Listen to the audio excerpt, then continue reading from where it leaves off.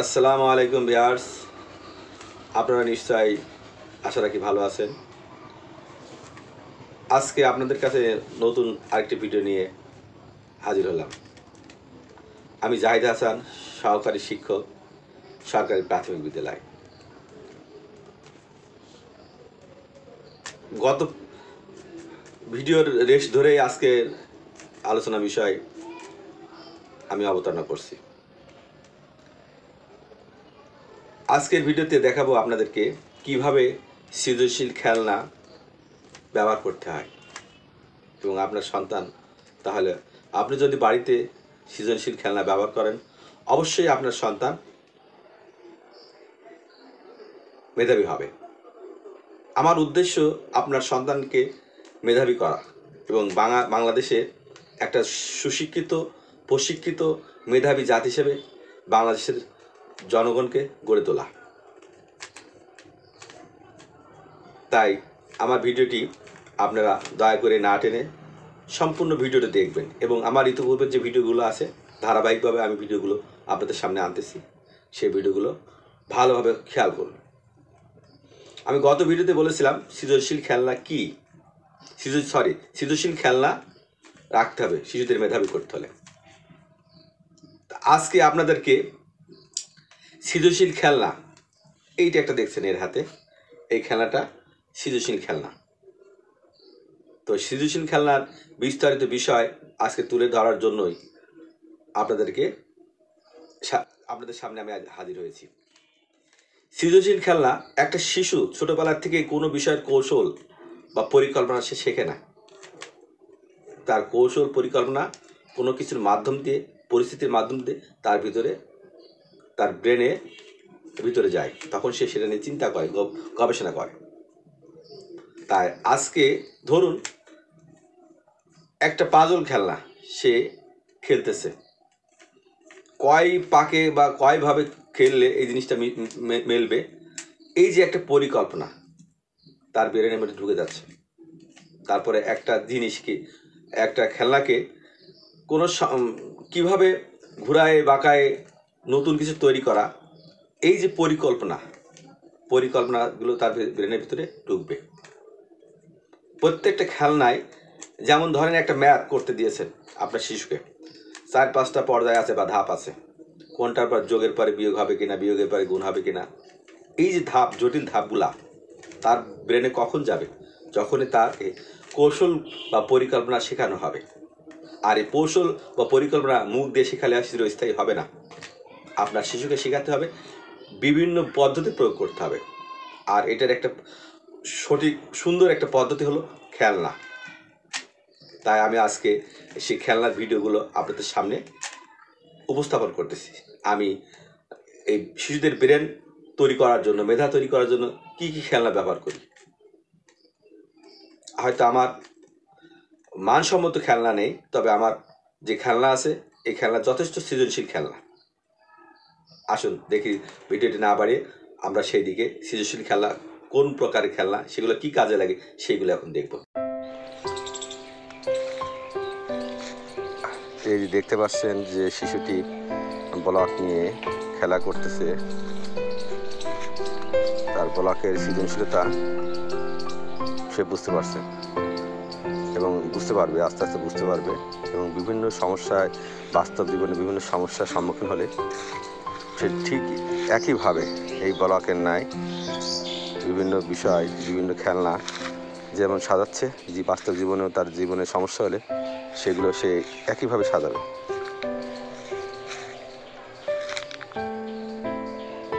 এই যে তার হাতে যে খেলনাটা দেখছেন, দেখেন কত সুন্দরভাবে খেলনাটা তৈরি করে ফেললো। এই সৃজনশীলতা, এই মেধা বা এই কৌশল অন্য কোনো জায়গার থেকে শেখা যায় না। ছোট ছোট ধারণার থেকেই বড় ধারণা জন্ম দেয়। আপনারা যারা ভিউয়ার্স আছেন তাদেরকে অনুধাবন করতে বলবো যে দেখেন কিভাবে শিশুরা ছোট ছোট জিনিসকে সাজিয়ে গুছিয়ে ভেঙে আবার নতুন করে তৈরি করে।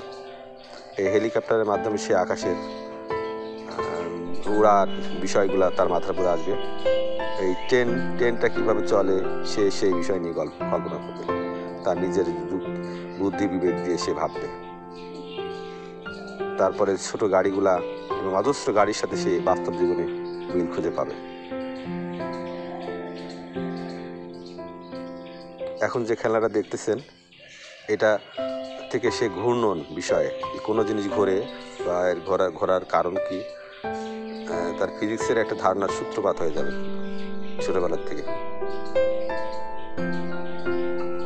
এই যে খেলাটা দেখছেন কিভাবে উপর থেকে পড়লে গড়িয়ে গড়িয়ে নিচে নামে, সে অন্য ধারণার সাথে তার ধারণাকে মেলাবে। এবং হারমোনিয়ামটা সুরের যে একটা খেলা, হারমোনিয়াম বাঁশি সুরের একটা খেলা থাকে, ওঠানামা করে, থামে, বড় হয়, সে বিষয়টা সে বুঝতে পারবে।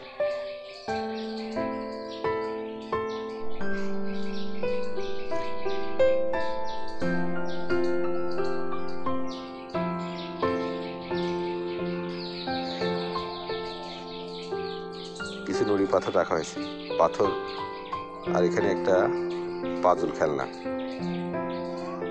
যেটা নড়াচড়া করা সহ অন্যান্য কাজ করতে পারবে।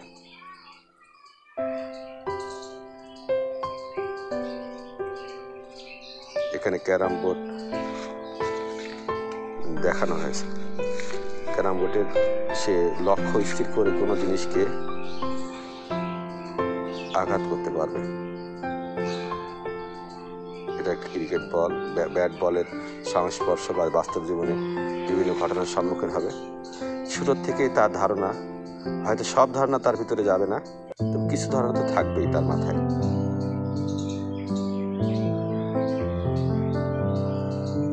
এই যে বিজ্ঞান বক্সের খেলনা, বিজ্ঞান বক্সগুলো দেখছেন, আমাদের দেশে যে বিজ্ঞান বক্সগুলো, এখানে অনেক সৃজনশীল খেলনা থাকে, যে খেলনাগুলো দিলে শিশুরা খেলতে খেলতে অনেক কৌশল আত্মস্থ করতে পারে, যা তাদের ব্রেনে মেধাবৃদ্ধিতে সহায়ক হবে।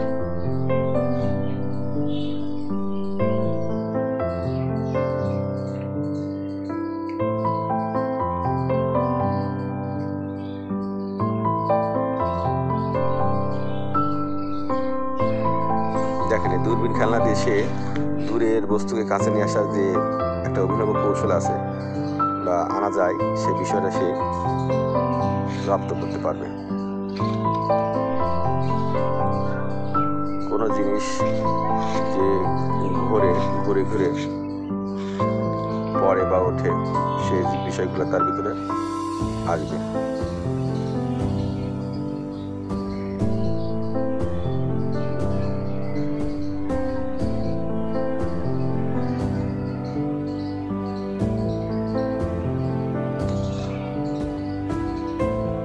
এখানে ডাক্তার খেলনা সরঞ্জাম রাখা হয়েছে, কিভাবে একজন চিকিৎসক চিকিৎসা করে সে চিকিৎসকের মডেল হিসাবে নিজেকে উপস্থাপন করতে পারবে, এবং চিকিৎসকরা কি কাজ করে সেই বিষয়ে তার ভিতরে অনুমেয় হবে।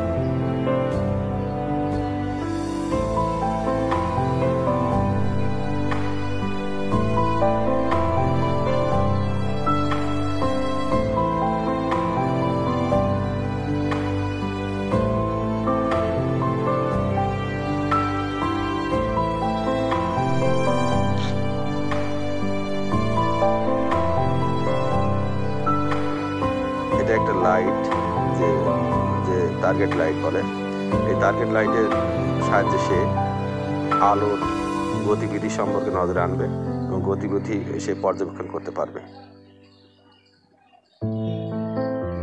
কখনো আলোর ফোকাস বেশি হয়, কখনো কম হয়, সেই ধারণা তার ভিতরে বর্তমান হবে। এছাড়া পাশে যে মুখোশগুলো দেখতেছেন, যে কোনো জিনিস ঢাকা থাকলেও পর্দার আড়ালে অন্য কিছু থাকতে পারে, সেই মুখোশ তাকে সেই শিক্ষা দেবে। দেখেন কিভাবে লাইটটা লাগাতে হয়, লাগিয়ে সে একটা লেন্স লাগালো সামনে শিশুটি, এবং সে তার লাগানোটা উল্টা হয়েছে। এখান থেকে সে একটা কৌশল শিখেছে। এই ফোকাসটা সে করতেছে, লাইটের কখনো মোটা আলো, কখনো চিকন আলো, যে আলো নিয়ে একটা খেলা আছে, সে বিষয়টা তার ভিতরে গেঁথে যাবে।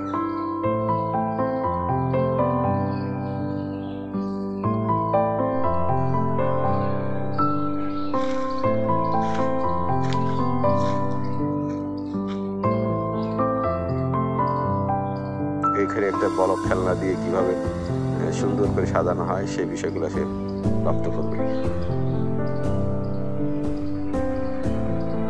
দেখেন মঙ্গল গ্রহের যে গাড়িগুলা মঙ্গলযান পরিচালনা করতেছে ঠিক তার অনুরূপ এই গাড়িটা। সেখান থেকে সে মহাকাশের ভিতরে ধারণা তাকে ব্যাখ্যা সব বুঝিয়ে দিলে সে মহাকাশের ধারণা সম্বন্ধে জ্ঞাত হবে। এই ছোট ছোট পাজল দিয়ে বিভিন্ন শেপ তৈরি করা যায়। এল এম এই জাতীয় বা অন্য কিছু অক্ষরের বাইরে কিছু করা যায়। এই যে পাজল, এই যে ব্লক খেলনা দিয়ে সে সাজিয়ে গুছিয়ে এলোমেলো করে আবার মানে সাজানোর দক্ষতা সে অর্জন করতে পারে।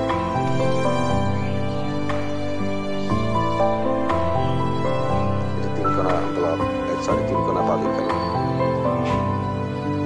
কিউবস খেলা, 3 কোণা কিউবস।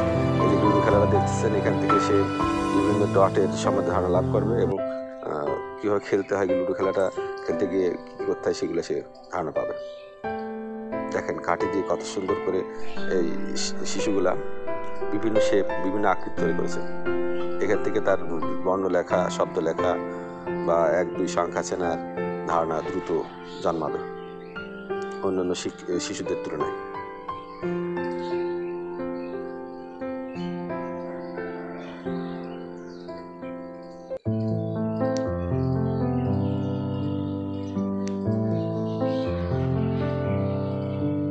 দেখেন ব্লক দিয়ে কত সুন্দরভাবে সে সাজিয়ে গুছিয়ে খেলা করতেছে এরা।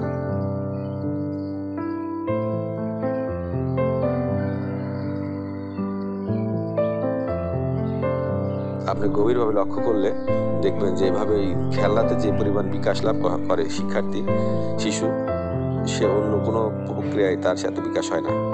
কারণ তারা খেলা করতে অনেক আনন্দ বোধ করে। আর এই পড়াটাকে যখন সে আনন্দ বোধ করবে বাস্তব জীবনে, তখন তার সে মেধাবী হবে এবং অনায়াসে সে পড়াতেই মগ্ন থাকবে। তার পড়া অনেক ভালো লাগবে, লেখাপড়া অনেক ভালো লাগবে। আর আমাদের প্রাইমারি লেভেলে এই শিক্ষাটা এমনভাবে করা হয় যাতে প্রত্যেক ক্লাসে তাদের আগ্রহ সৃষ্টি হয়, অনাগ্রহ না, আগ্রহ। এবং ধাপে ধাপে যত দিন যায় তার আগ্রহ বাড়তে থাকে। কখনো তারা অন্য শিক্ষার্থীর মতো তাদের আগ্রহ হারিয়ে ফেলে না বা পড়াশোনাকে বিরক্তি মনে করে না। তারা প্রত্যেকটা মুহূর্তে পড়াশোনাকে খুব আগ্রহের সাথে নেয় এবং আনন্দের সাথে নেয়।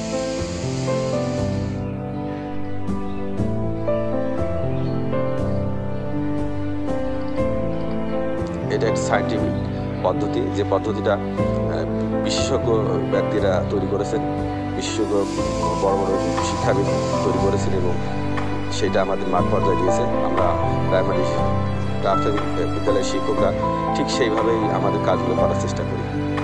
হয়তো সব জায়গায় কিছু হয় না, তবে বেশিরভাগ জায়গায় কিছু না কিছু তো শেখেই।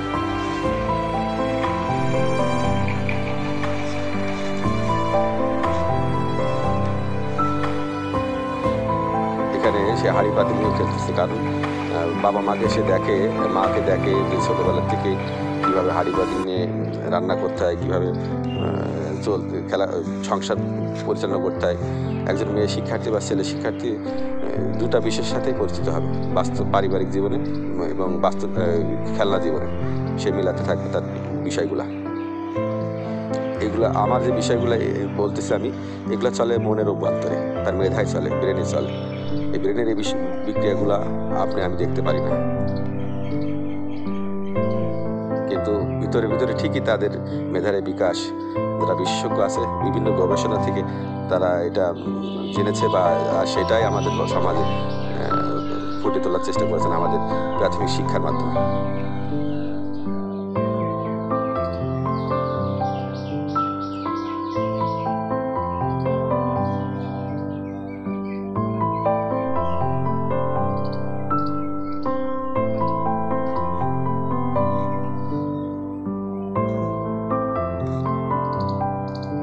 Goodbye.